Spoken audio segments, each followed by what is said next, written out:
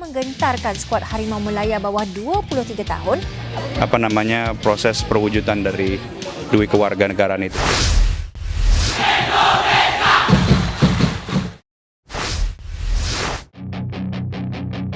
Bocoran pemain naturalisasi baru Timnas Indonesia U20.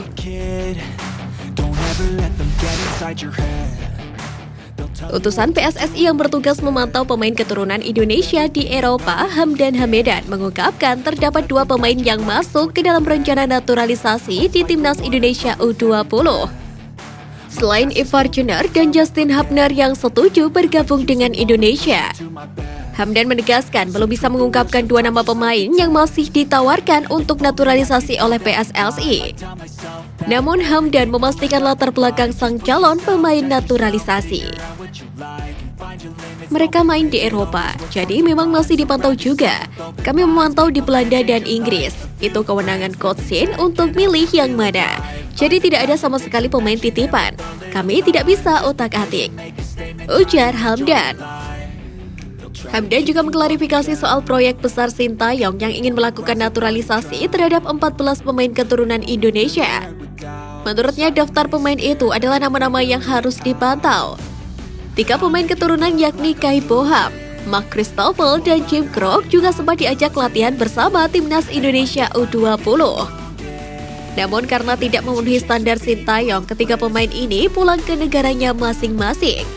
Alhasil ada 11 nama pemain keturunan tersisa yang tengah dipantau.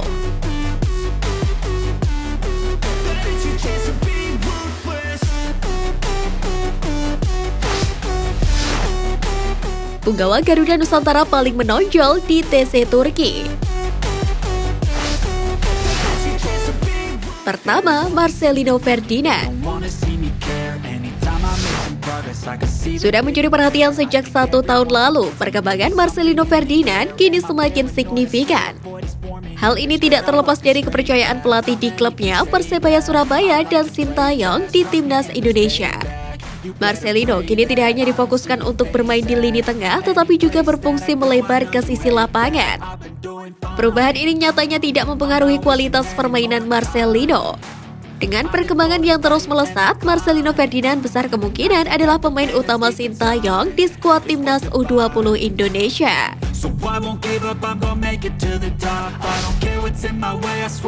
Kedua, Zanadin Faris. Sebagai gelandang serang, Zanadin Faris menunjukkan perkembangan signifikan di Timnas Indonesia U20. Visi bermainnya semakin terlihat saat mengontrol lapangan tengah bersama Arkan Fikri. Pemain milik Persis Solo tersebut juga bisa berkontribusi dengan memberikan assist dan ikut menyerang ke dalam kotak penalti lawan. Dengan penampilannya tersebut, sewajarnya dia mendapatkan tempat utama di Piala Asia U20 dan Piala Dunia U20 2023 mendatang. Ketiga, Muhammad Ferrari. Setelah promosi ke tim utama Persija Jakarta, karir Ferrari meroket tajam. Tak hanya naik kelas dengan cepat, dia bahkan langsung dipercaya oleh pelatih Thomas Doll untuk mengisi satu tempat di barisan belakang. Kematangan seorang Ferrari juga semakin terlihat di Timnas Indonesia U20. Dia bisa menjadi pemimpin barisan belakang yang kokoh dan taktis saat bermain. Jika Ferrari bisa mempertahankan atau bahkan meningkatkan kualitas permainannya, bukan tidak mungkin tempatnya tidak akan tergusur dari lini belakang skuad Garuda Nusantara di ajang mendatang.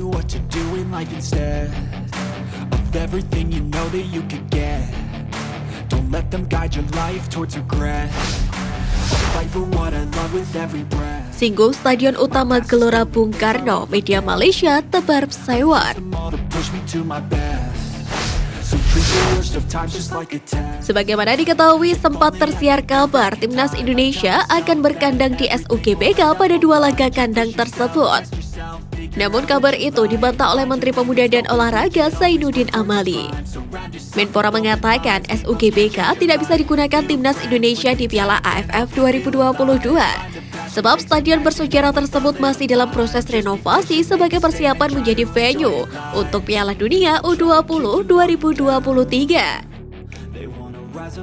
Sontak kabar tersebut menyita perhatian seluruh rival timnas Indonesia, tak terkecuali media dari Malaysia, yakni Semuanya Bola. Masalah besar menimpa timnas Indonesia jelang kick-off Piala AFF 2022 ketika mereka tidak bisa tampil di lapangan Keramat Stadion Gelora Bung Karno. Tulis Semuanya Bola. Tak sampai di situ, Semuanya Bola juga mengejek SUGBK sebagai tempat latihan timnas Malaysia. Pernyataan itu muncul karena Malaysia sering merayakan gelar juara di SUGBK. Beberapa di antaranya saat juara Piala AFF 2010 dan merebut medali emas SEA Games 2011. Stadion yang kerap menjadi tempat keramatnya skuad Indonesia sekaligus tempat latihan Harimau Malaya itu tak bisa digunakan untuk Piala AFF 2022 saat Garuda akan menggelar 2 pertandingan penyisihan grup. Tegas dari artikel tersebut. Sebagai informasi, timnas Indonesia bakal menggelar 2 laga kandang grup A Piala AFF 2022. Laga kandang pertama menghadapi Kamboja pada 23 Desember 2022. Sedangkan laga kandang kedua menghadapi Thailand pada 29 Desember 2022. Tentu menarik untuk menanti stadion mana yang akhirnya dipilih oleh PSSI untuk menggelar event 2 tahunan tersebut.